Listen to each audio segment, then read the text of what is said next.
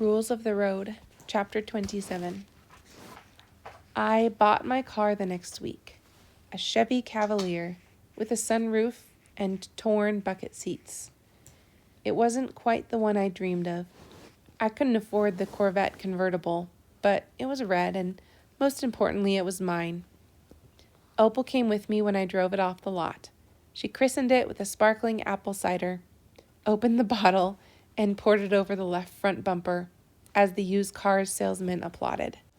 A red car. My dad would approve. He'd gotten out of jail when Sue Ann Turnbolt paid his bail.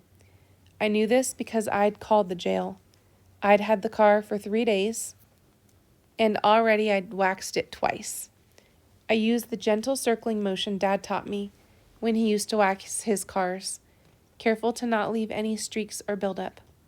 It's funny the things we hold on to from our parents and the things we leave behind.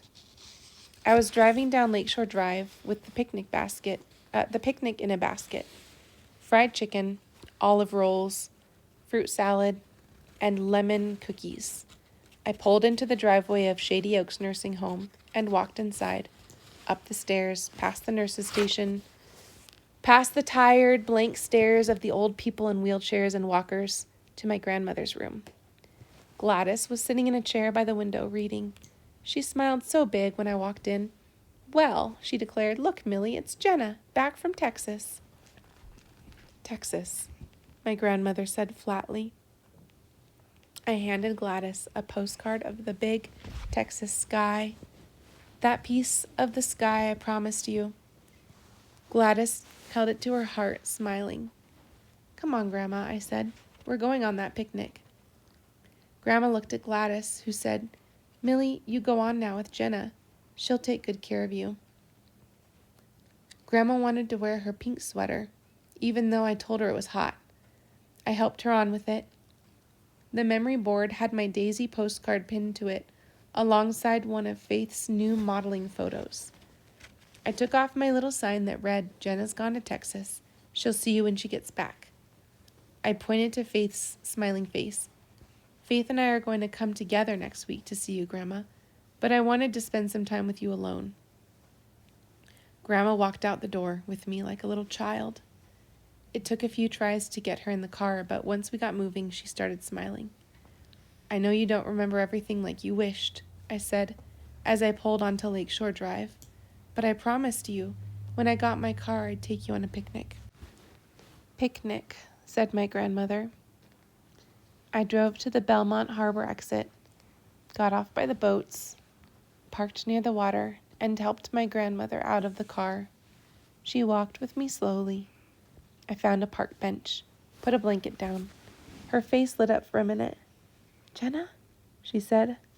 I smiled. She remembered. "Yeah, Grandma, it's me."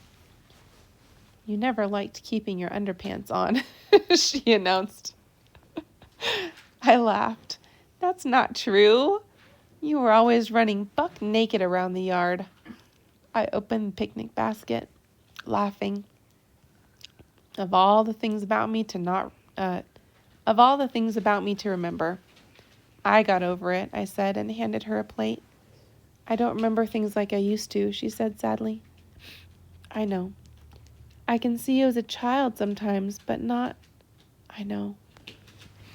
"I would like to remember you more," she said, looking off as a pigeon swooped down and ate a piece of her cookie. "I know. It's not your fault." She ate a little bit and didn't say much. She fed the squirrels, though. So I talked about shoes and Harry Bender, about Mrs. Gladstone and Cadillacs, about driving and earning money and buying my car and what happens to a person when they've been to Texas. "I think Texas makes you think about things in a bigger way," I said. "I've never been anywhere that changed me so much." Grandma was picking at her shoelaces. "Tight," she said. I bent down to check them, loosened the laces, made sure the tongues lay flat, relaced them. She was silent as I helped. The grass was scorched and brown from the hot summer sun. We headed toward the car, Grandma and me. I said, Remember when I was a little girl and we'd make that grape jam from the grapes in your yard? And I'd get it all over everything? Including the cat, she said softly. I opened the car door. She got inside and grabbed my hand like it was a life raft. I crouched down, held her hand for the longest time. So much sadness, so much pain. But remembering the good things, that's what keeps anyone going.